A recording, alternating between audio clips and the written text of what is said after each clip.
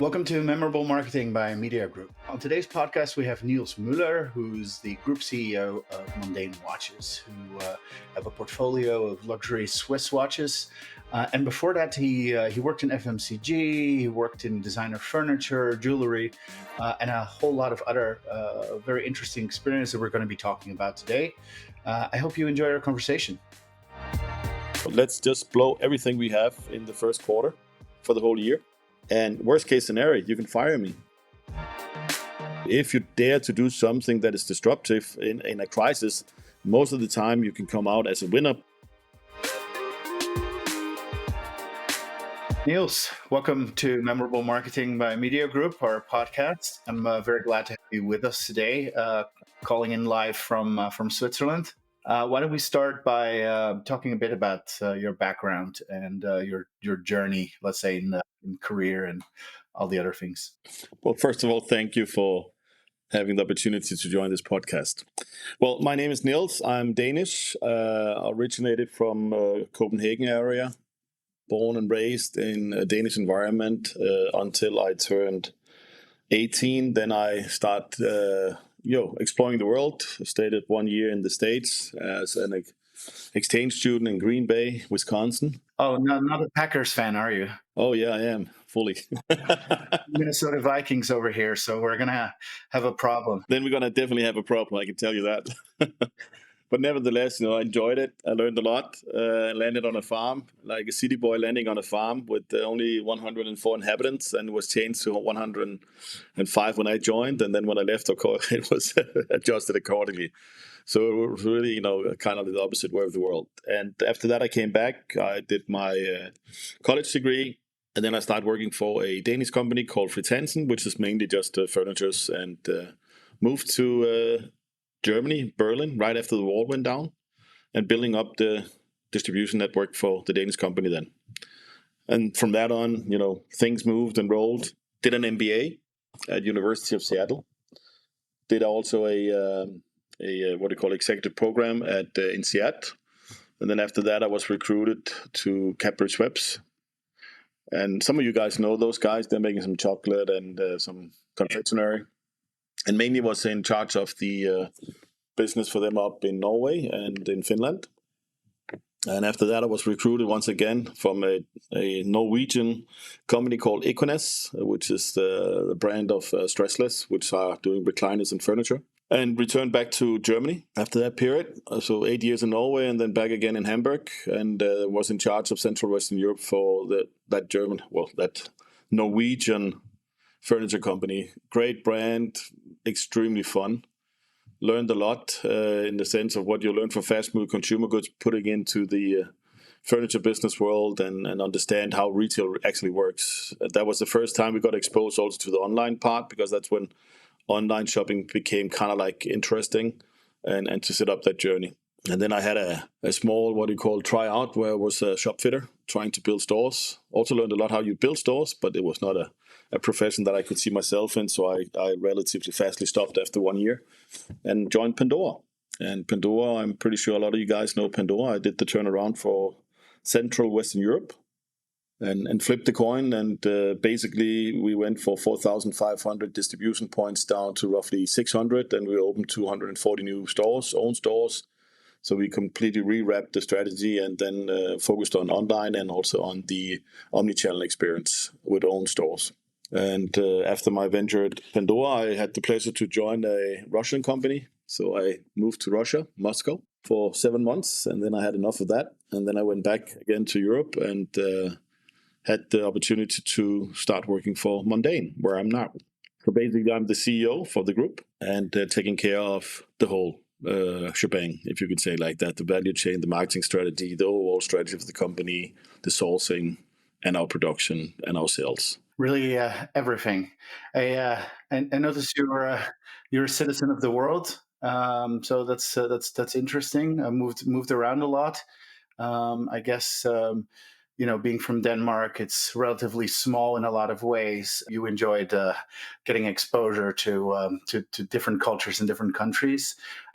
Besides this, is there sort of any red line in your career path in the companies that you work for, the functions that you've had? It's always been turnaround.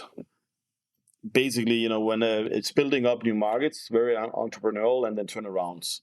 So basically, if a company had an issue like Stressless had, like Pandora had, like Sokolov had, that was where I kind of had my specialities to go in and then kind of, I wouldn't say flip the coin, but really understand what is the core of the business, what is the real true value that the business has done in the past and added on. And then basically going back to the roots and say, okay, this was what we were great at. And most of the time, organizations, they're diversifying themselves. They're trying out a lot of new vendors and basically streets to go, and they find out that, okay, we can do it, but we're diluting money, we're not making a profit, we get all over the place suddenly. And that's my core competence, to go in and see where is it, where are we burning money, where are we making money, and how can we go back and focus on what we're good at and start being profitable again. So that has been kind of like the red thread now for Mondaine. That was not the case, because after doing several turnarounds, it's kind of tough in the sense. It's always nice to try something else, and that was the scope. Then I joined, but it became not a turnaround case, but COVID came. And when COVID came, it kind of flips the coin completely differently. I guess you were going in thinking it was not a turnaround, but then the universe had other plans for you. Well, I think there's other plans for everyone in that sense. So, and that's the greatness of that, is when you have that experience in managing companies in crisis, then you also know what are the kind of like the pain points and the levers you have to go in and look for and understand, and you can read it really fastly and say, okay, we got to cut costs, we got to stop back here, we got to invest here, we got to move on. So what we did, what probably a lot of other watchmakers did not do, we actually said, okay, let's continue as business as usual. Everyone stalled their product development, everyone stalled their launches, everyone stopped basically. Where we did completely the opposite. We said, no, let's pretend as the world has not stopped up. Let's just continue the way we have been working. And by that, we actually gained market shares during the COVID crisis, which is absurd because a lot of people were fighting. And honestly, if you're having a product which is not needed and really not wanted at that specific time in that stage of the world we were at, it's a luxury to go and buy a watch. We're just affordable in the sense, we have a great price ratio, but we're not a luxury goods. We're not an investment that you will do. So it's really an add-on sales that people, or an add-on buy that people would do if they need it. And, no one was going out. Everyone was sitting at home. You don't need to keep time in the day. So no one was really wanting timepieces in that sense. But in marketing, it's sort of a well-known secret that companies that continue doing advertising during times of crisis, of economic downturns, get outside returns afterwards. And that's because there is a very strong correlation between share of voice, what we call like the percentage of advertising in the entire market, and then which percentage each brand has, let's say, of that, the percentage that your brand has, and the future market share. It's also very interesting. You can, for instance, take a look at Google search volumes and see the number of searches for each brand over time, and sort of predict future market share accordingly. So if a lot of people now are searching for Mondaine, that means like in a future period, let's call it 6 to 9 months or whatever, your market share will follow along in the other way around. No, I can completely, when I led a furniture company during the financial crisis, we did exactly the same. When everyone stopped at that given time, all investment was stopped. Housing was put on pause. All the official construction was put on pause because we have the financial crisis back in 2008. And then everyone stopped, and we did completely the opposite. I presented a plan to the group and said, hey, listen, now I know the Germans were thinking differently at that given time. They're always cocooning when there's a crisis. So when the car industry is going bad, you're selling a lot of good, furniture at home because people are investing in their homes. Vice versa, when the car industry is going good, then you don't sell any furniture because they want to buy a car. And that's just what I said to the board at that given time. Say, listen up, let's just blow everything we have in the first quarter for the whole year. And worst case scenario, you can fire me. If it doesn't work out, just take me out in that sense. So we did it, and I managed to convince them to do so. And during the furniture crisis, we were most likely the only company that only had a loss from a group perspective of 2%. Due to the fact that we did this strategy, whereas all our competitors, they had like losses like 50% in sales. So it really shows you, if you dare to do something that is disruptive in a crisis, most of the time you can come out as a winner. But of course, it could also go completely the other direction. Imagine you're sitting on a jumbo jet and you're on the start to take off, and then you have the captain there, give full throttle. Everything is loaded up. You got all the petrol, you got all the passengers, you got everything in it, and you got give full throttle. And then you come at a turn where you can point of no return. It's probably around 250 kilometers before it can, start taking off. And then at that moment, you say, okay, let's stop. But you know you're going to crash, right? You know you're going to potentially smash in and never survive. Then you might as well put the, the throttle all the way through so you can really take off. And then take it from there. And that's the way I've always seen when you're running a business, especially in turnaround. You need to take some risks in order to bring it back on track. Now, so far, knock on wood, all the industries that I've managed in those crises have always made it. But of course, you also have some tough cuts where you have to say, okay, part of the business you have to close and you have to make people redundant. But the ones who stay there, they build the future for the company going ahead. And invest in those. Yeah, I guess what you're saying is like you really need to be brave. And like what I also find is that in companies where the CFO is sort of running the strategy, it's difficult to be that kind of brave. So it requires some political capital, I guess, in the organization to be able to pull that off. True, but it's funny in that sense because as a CFO-driven CEO, you need in a crisis because he's very good at cutting costs and looking into it. But then at a certain stage, you need to build up again, and you need to have the passion to and the riskness and ability to go that next step and try to invest again in the thing. And that's what I've always said. We all have our time in certain companies. Some needs some needs to be in when it's a turnaround. Now, I don't have a CFO background, but I'm really number driven, so I know where to spend and where not to spend. So it's also about the challenge you have over the time and the experience you get and the seniority. What are the key factors that can actually elevate your sales to the next level, and also have to take care of monitoring the cost side. Sure, yeah. You mentioned that the red line is kind of this turnaround. And we touched upon this a little bit, but what component of that is marketing, you would say? Marketing is everything because you need to have the right product offer, right? People always talk about the 4 Ps, price, product, place, promotion. Now there is also sustainability, so you can probably also put that kind of like if you could find a P word for that one. But the last thing is also people. If you don't have the right people, you cannot make it happen. And I think the combination, of course, in marketing is about having the right product offer. But you can have a great offer, but if you have bad people, you cannot execute according to it. So you need to have all these 5 Ps in place in order to be successful, because it doesn't matter how great your products are, how great your pricing are, how good your promotions are. And if you don't have the places, the distribution in the right state, then you will not succeed. If you don't have the people to make it happen, then you will not succeed. So you need to have all those 5 Ps working very well together. And I think that's kind of like the core essence when you go back and looking at it. When you're having an organization which is in turnaround mode, in that sense, you need to identify the people. Because, if you don't have the right people to make this turn around, then you're never going to succeed. Then you got to assume that the product offer that you do have is great because you were great in the past. You were very successful.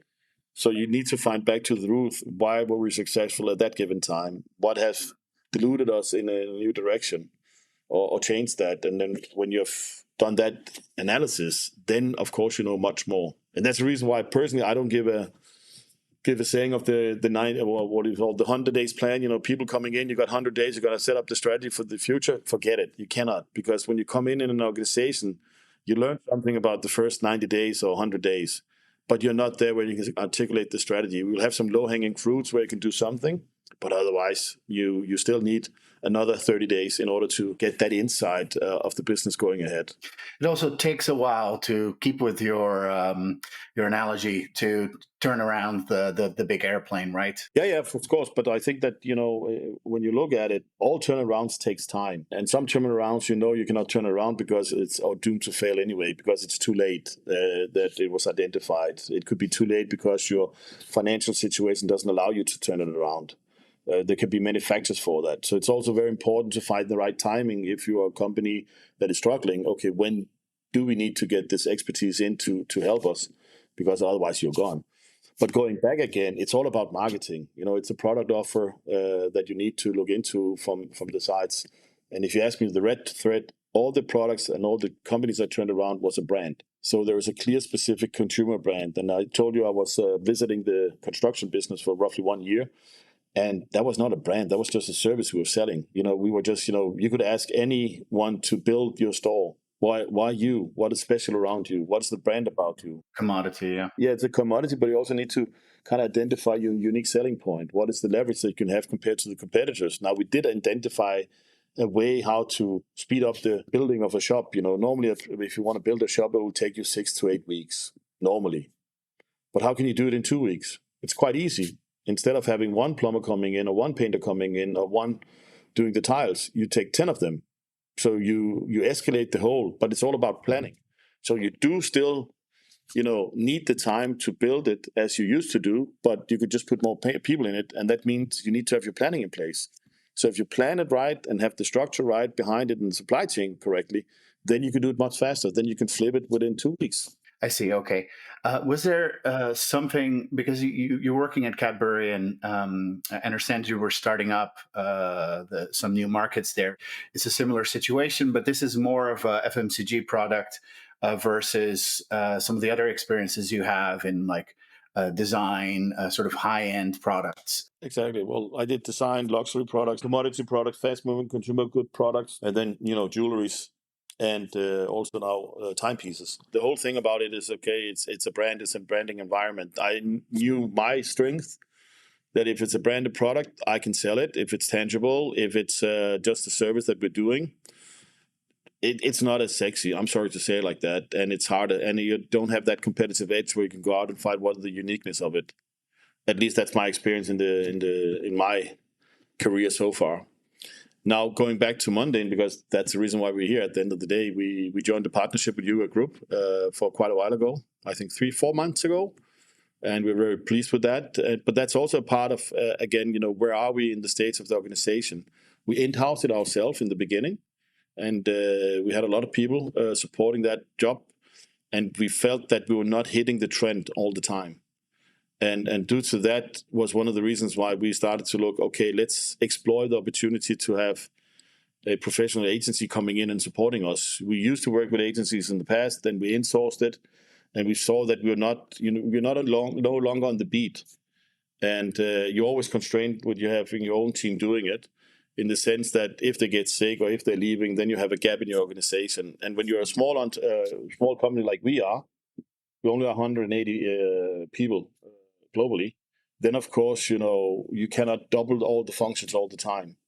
And thereby we had a look again at our strategy. We're now at this stage that we need to evaluate to the next stage. We see that we are a little bit heavy on the cost side. From a manpower point of view, how can we make us more flexible and more agile?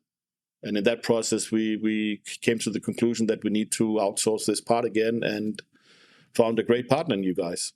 Thanks very much. I think one of the things that perhaps comes along with the turnaround story is also kind of a digitalization, like a tech enabled process.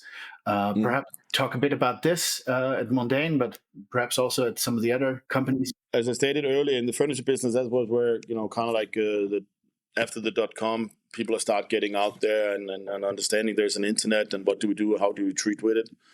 I was exposed to it the first time there. Second time where it really made a difference was, of course, by Pandora, because the Pandora product is extremely desirable and also achievable by a lot of people.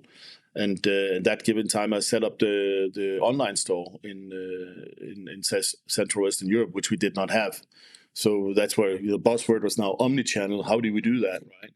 And how do we align it with franchisees partners and multi-brand partners and our own stores and our own online stores and all the conflicts that you had there?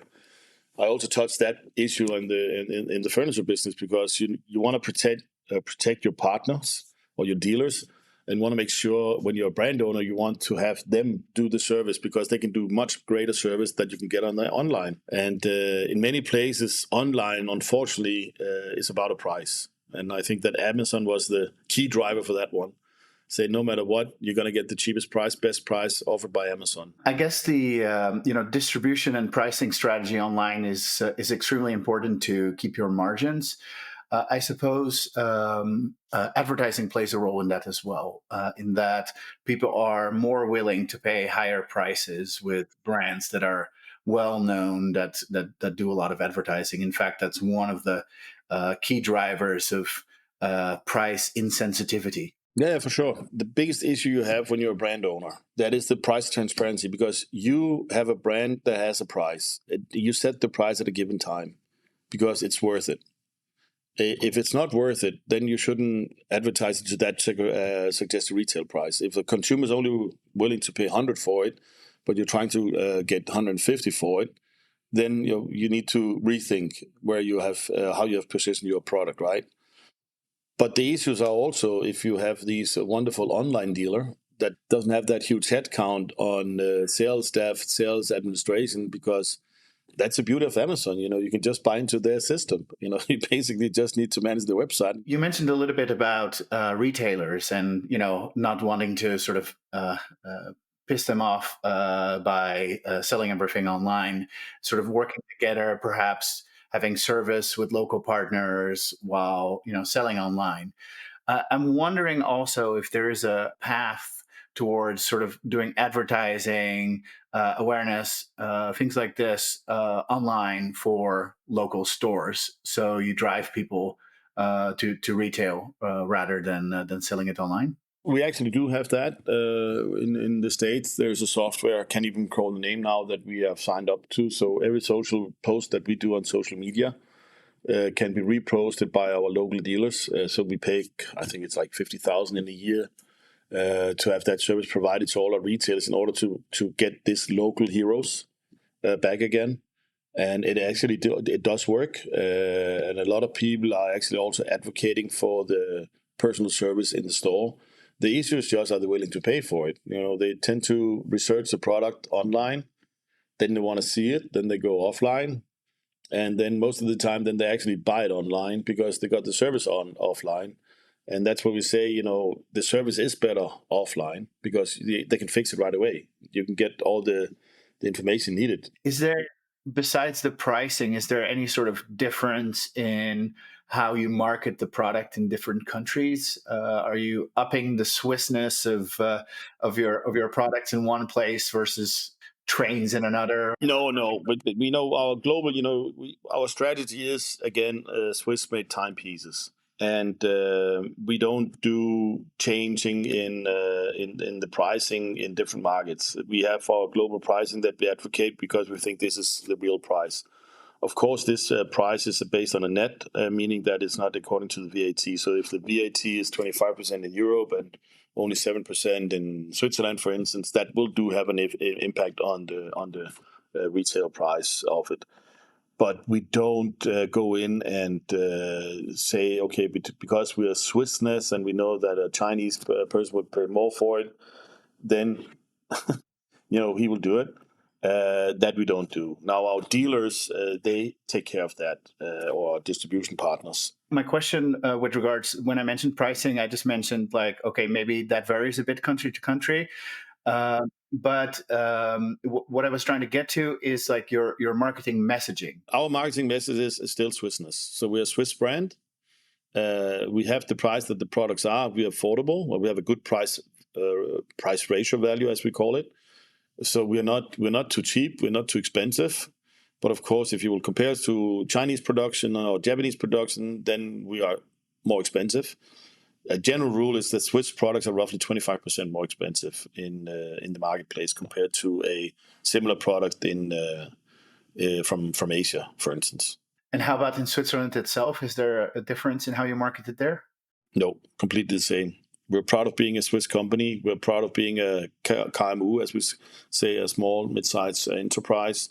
And we really strengthen on the Swissness, but we also strengthen our sustainability. because we have always been sustained in the way we have been working for decades.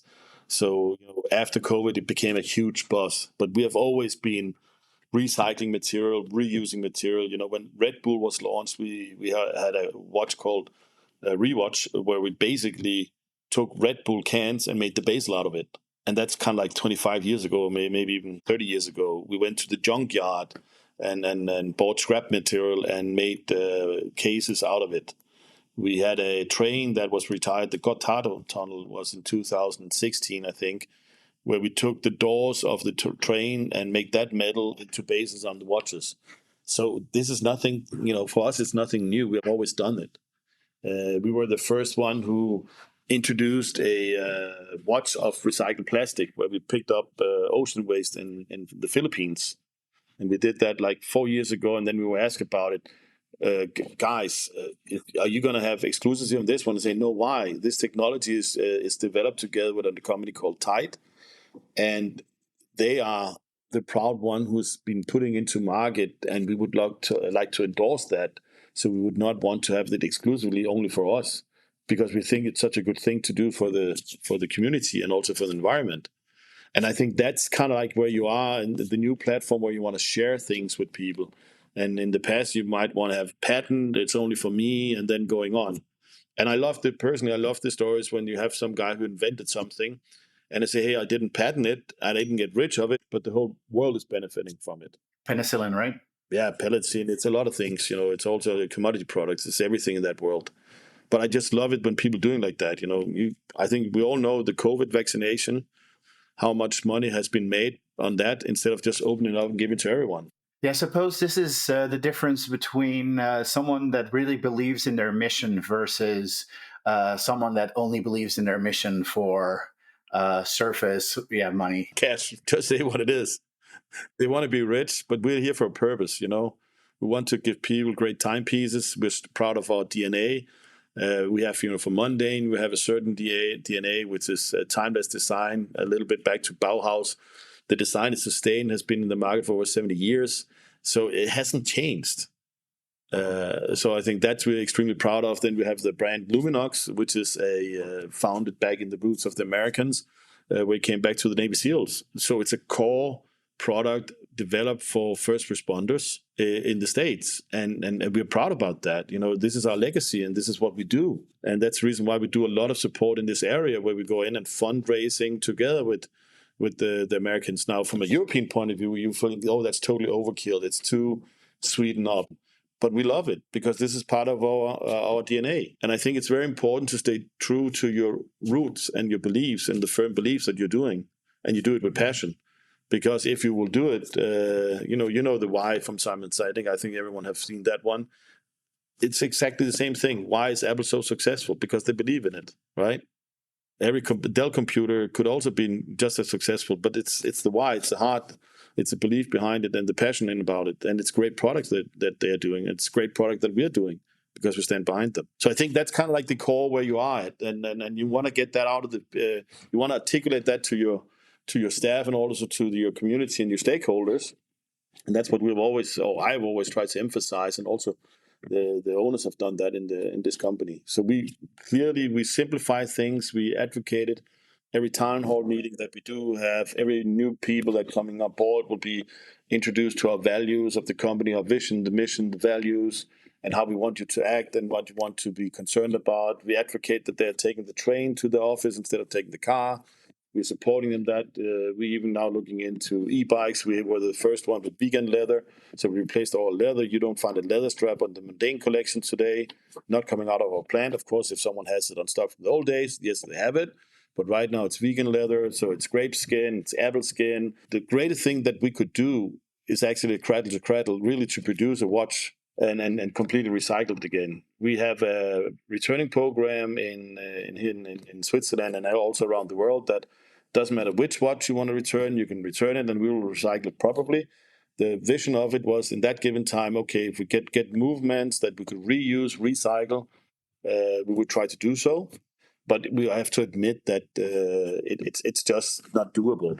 But then we can at least recycle and split it apart so it will be recycled in the right manner.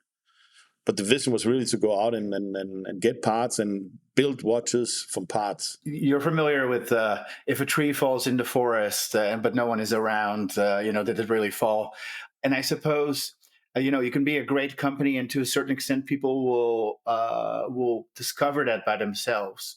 But to what extent are you happy with your company's ability to sort of communicate your mission in your advertising right now? Well, I think we just changed from Mondaine. We just changed our new strategy.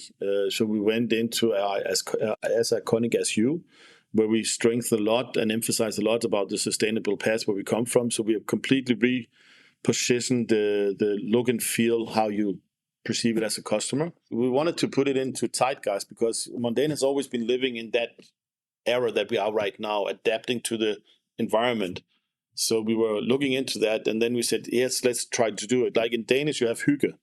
That expression doesn't exist. It's about, how you are having your day together. You can sit with friends and have a very nice day, and we call it hygge. And then when you want to market it globally, it would work in UK, it would work in part of Europe, but you cannot use it in China. You could not use it in Japan. You couldn't use it in the US either. So that's the reason why we said, okay, we need to find another word for it, even though that was what we meant. But then we came up to the conclusion right now with this campaign, as iconic as you, because we are iconic. The watches that we do are iconics, and you know that from Mondaine, it's the Bahnhofsuhr, which has been produced now for more than 75 years in all the train stations around Switzerland. But around the world, they don't care about a train station clock, right? They want something else. But the design is iconic. It's been like that for 75 years almost, and I think that's a uniqueness of the company as well. And by doing so, we are having a new campaign where we have positioned ourselves iconic as you. So we have a pocket watch, an old guy, maybe 80, standing with a pocket watch, but very cool old guy, and a cool old lady drinking wine, and say, hey, every time you drink a glass of wine, we can make, or not a glass of wine, but one bottle of wine, we can make 8 straps out of it. So we're trying to be this zeitgeist and tell the people about the era we're in right now. So I do think that we're pretty good at communicating it and also advocating it, but of course we want to spread it even more. So I suppose your company has always kind of been this way, but the zeitgeist, the trend right now, makes it that you're kind of riding a wave. I would compare it to Patagonia, which was a company that was doing that since they were started, but all of a sudden it became a hip and very much into the zeitgeist brand. Correct. Are there any other companies that you would say that you admire, maybe from a marketing or product point of view?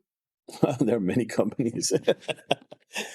It's hard to say it in a short way, but there one thing that was remarkable, and I think everyone look into that one. If you look at Rolex, now Rolex, they are so desirable that it's not a retail company anymore, right? Because if you want to watch, you can get it. You have to wait 5 or 6 years in order to get it. But in the past, you could actually go down the street and go in the shop and you could buy it. So you can admire that and say, wow, that's quite fantastic how they have managed to build that level. And if you take Revo, no, not Revo, Remova, just a German suitcase manufacturer, good old quality in Germany, extremely well done. And then Louis Vuitton or the LVM, they bought it. And then they did their thing. So they took everything out of the marketplace. You're not discounting anymore. Killed basically all multi-brand dealers. Only make own stores. And right now the product is costing 2 times the same price what it used to cost in the past. So it's totally overpriced.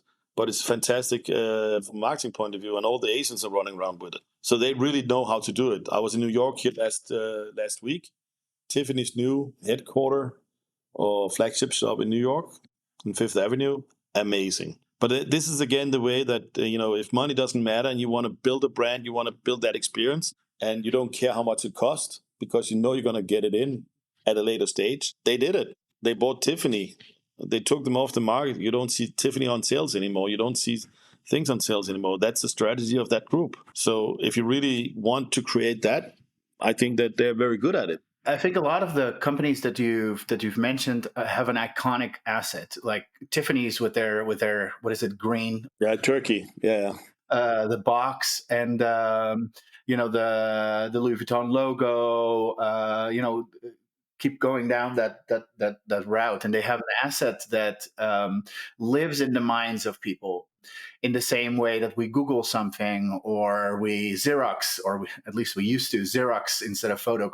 yeah, yeah. And yeah, I guess having living in the culture like that is something that really all brands kind of should aspire to. It's very difficult. It takes a lot of money, I suppose. No, it's very hard, and it's not healthy either. And if you want to be a little bit rude on top of it, you could also say that the real rich one, they don't buy that brand anymore because it's not interest of them. But all the normal people, they look up to it and they think they're rich if they buy that brand, and that's how they build it, and that's the reason why they made it so desirable. Sometimes when you see I got a Louis Vuitton bag, at least if you see movies around it, oh, it's so great, it's so fantastic, right? But you can go in China, you can get the same product, look the same thing, copied, and it's not the same quality, of course. But I always said if people start copying your product, then you've done something right because then you hit something. Yeah, you're aspirational, and I suppose if we stay with the handbags, if you then look at Hermes or something like this, they sell their bags like Ferrari sells their cars, right? Like you have to buy a bunch of stuff, and then you kind of have to hope that they will assign you a slot to be able to give your money to them, right? Yeah, correct. But that's the same thing with Rolex. If you want just a submarine, right? That's a what is it? Maybe one 10,000 euro watch. You can't get it. You have to wait 8 or 5 years. But you buy another watch of theirs that costs, let's say, like 50 or 100K. They'll give you that submarine more or less, not as for free, but you will get access to it because you bought a thing that no one else would buy. Then they give it. My son, he worked for Bugara in Copenhagen, and that was how exactly how they did it.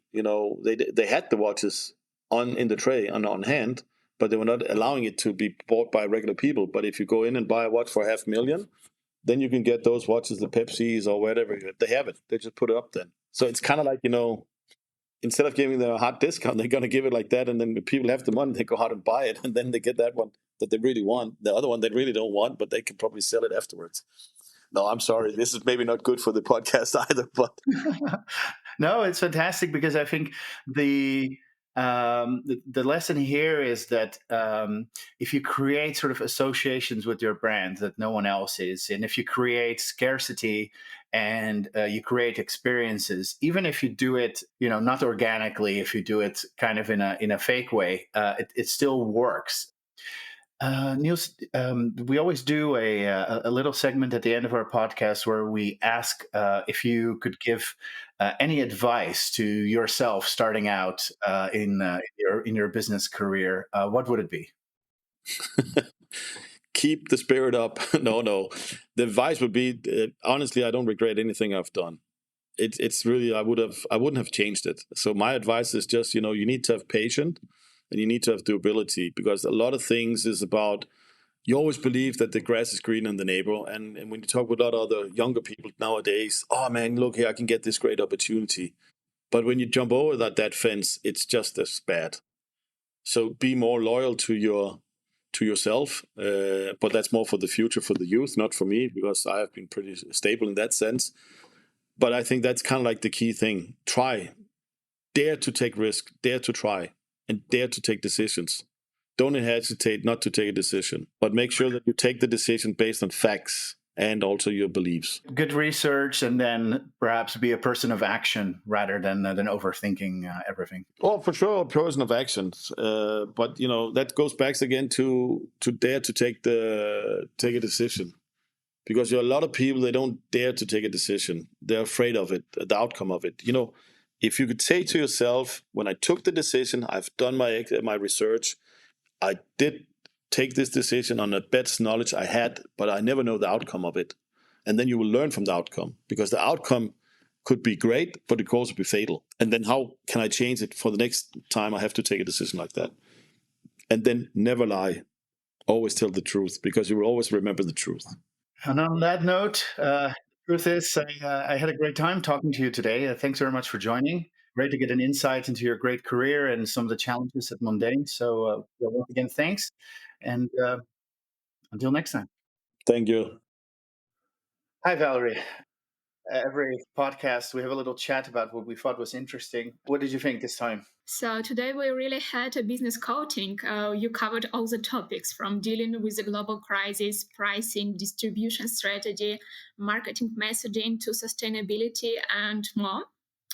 So for me, it was inspiring that when other companies stopped their operation due to the COVID pandemic, Mondaine simply continued its processes almost at a full strength, Niels bet everything at one.